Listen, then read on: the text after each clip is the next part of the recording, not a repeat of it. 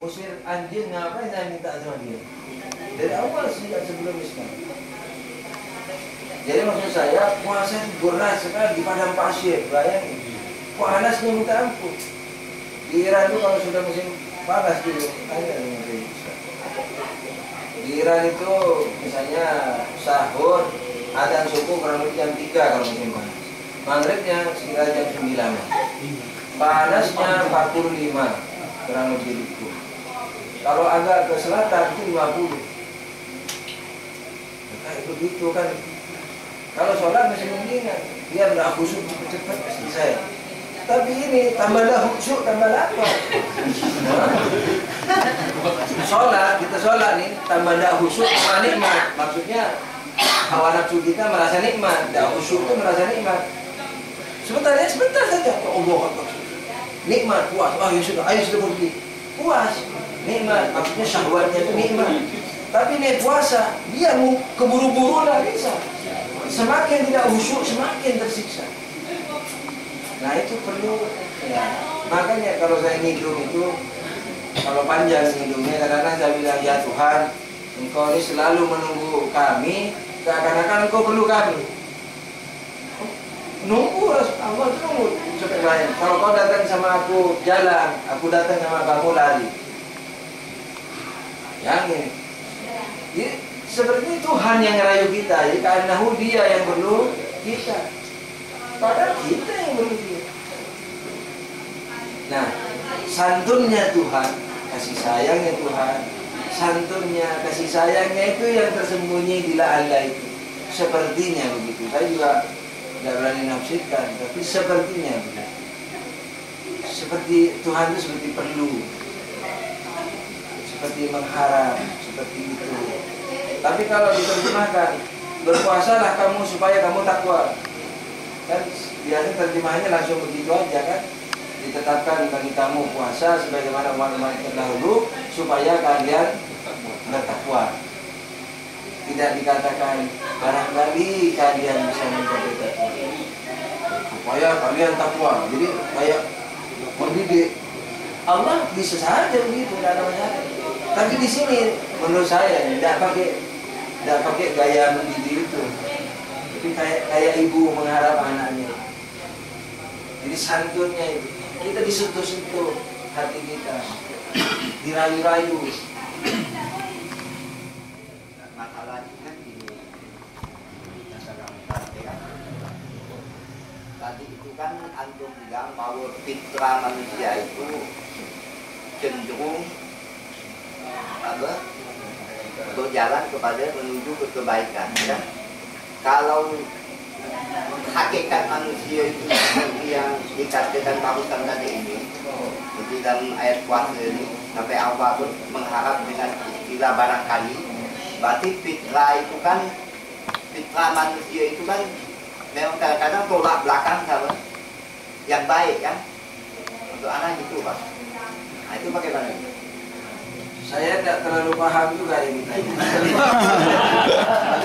Tapi saya coba jawab. Kalau kena ya alhamdulillah, kalau tidak kena dijelaskan saja.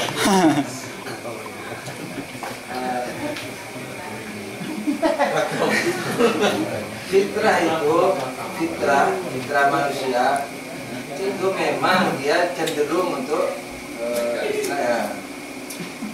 kemarin saya dapat ilham lagi, entah dari setan atau dari Tuhan, tidak tahu. Kan sering kita membuktikan Tuhan dengan argumentasi fitrah. Nah, misalnya kita di lautan jatuh, sana tengok sini nggak ada orang, sudah jatuh di laut, nggak ada orang, ada perahu kecil lagi mendekat. Apa perahu kecil? Ikan hiu. Datang, manggil, tolong. Padahal dia sudah tahu nggak ada orang. Tapi kenapa dia tolong? Berarti dia masih mengharap ada jagoan yang luar biasa yang tanpa pakai perahu, yang tanpa pakai terbang kayak Batman segala macam bisa menyelamatkan dia. Ini saya juga ada pernah Imam Ja'far menziarahi syiahnya yang sakit. Yang saya itu bilang aduh bukan aduh bahasa Indonesia.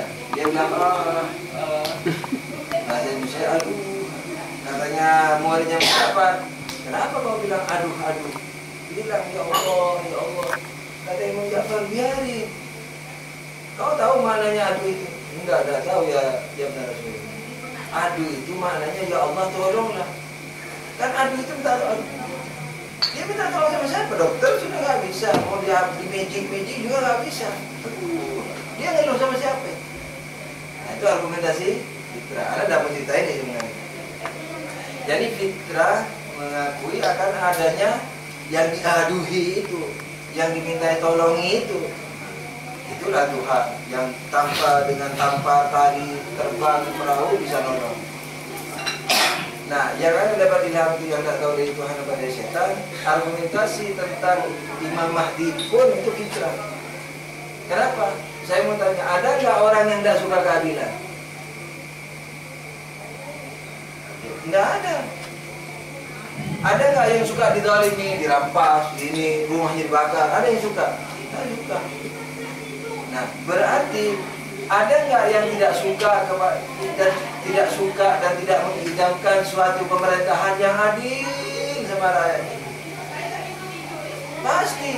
Pasti ada dalam diri manusia. Biar orang Amerika, selain pejabatnya itu, orang Amerika ditanya, kamu biar pejabatnya juga, biar Obama, Bush yang jahat, ditanya, kau suka ditonjoki? Nggak suka. Kau suka jadi rakyat di suatu pemerintahan yang zalim seperti kamu? Tidak suka. Nah, ketika orang tidak suka kecuali dan mengidamkan pemerintahan itu, lalu nggak ada yang diidamkan itu, kan berarti fitrah ini sia-sia dibuat. Kita dibuat lapar nih sama Tuhan, fitrahnya lapar, tapi nggak ada makanan.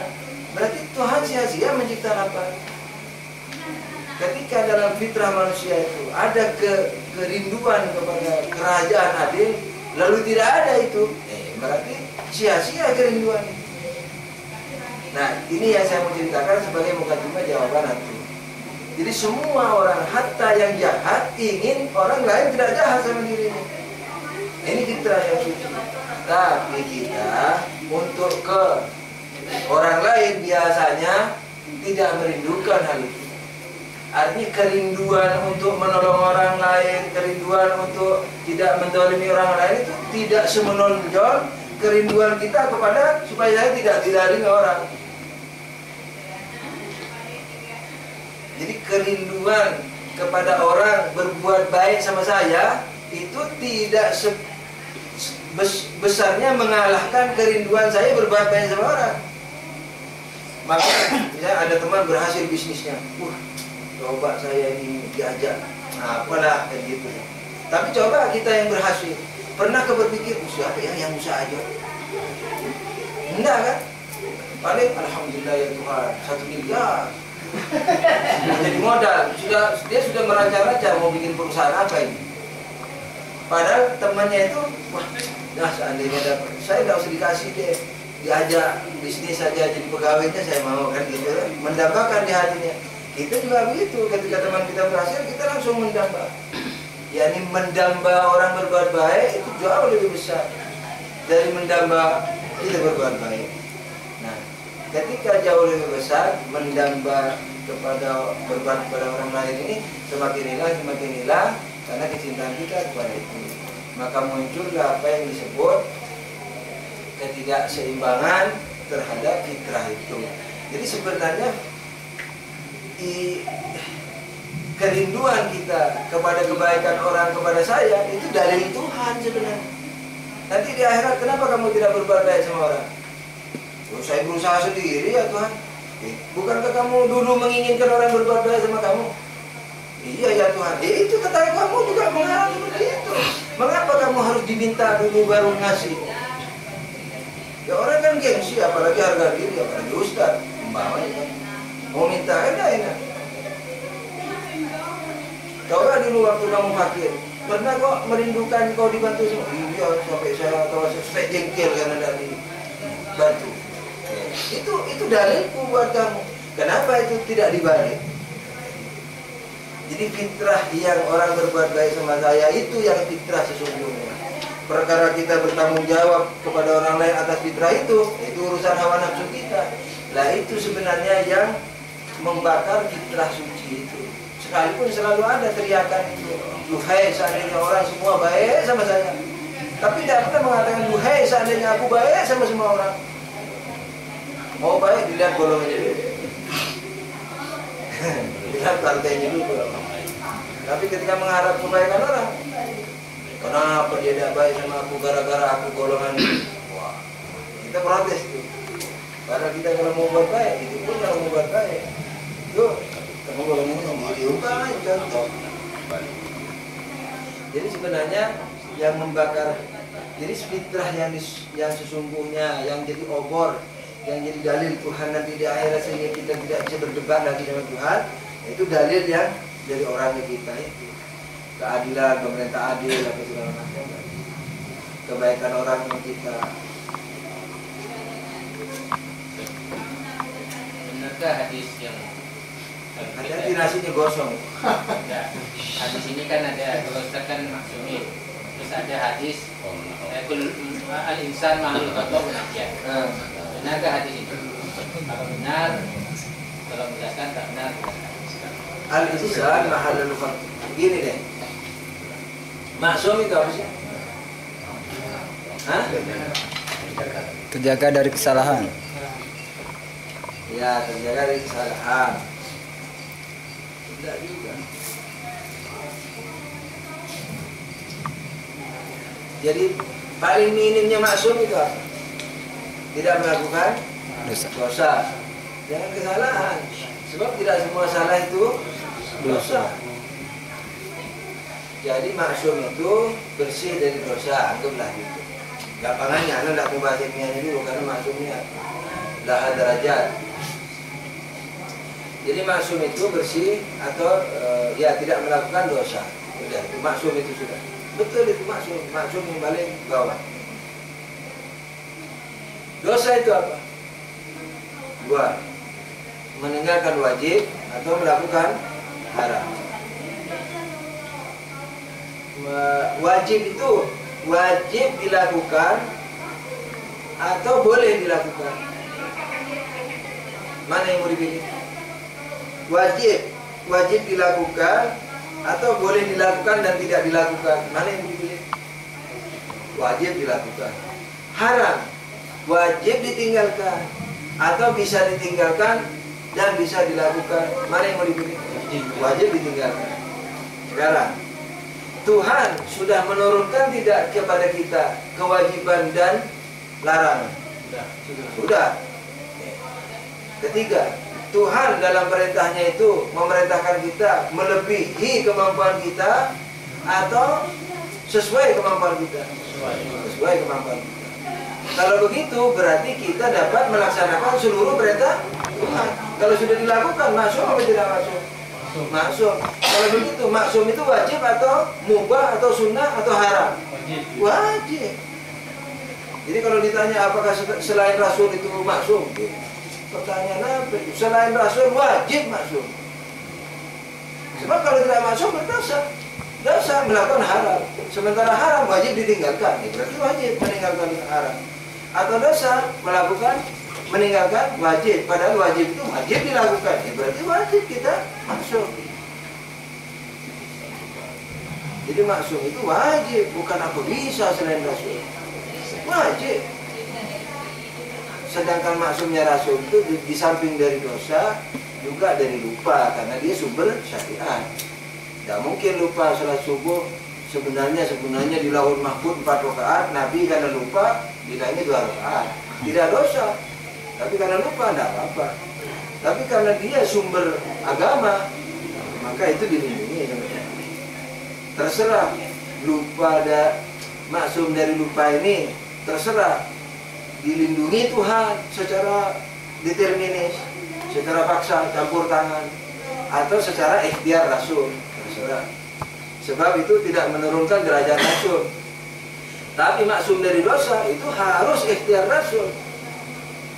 Sebab kalau bukan ikhtiar Rasul, misalnya di waktu kecil dibedah-bedah, dicuci hawa nafsunya, setelah agak besar kurang bersih, dibedah lagi, dicuci lagi.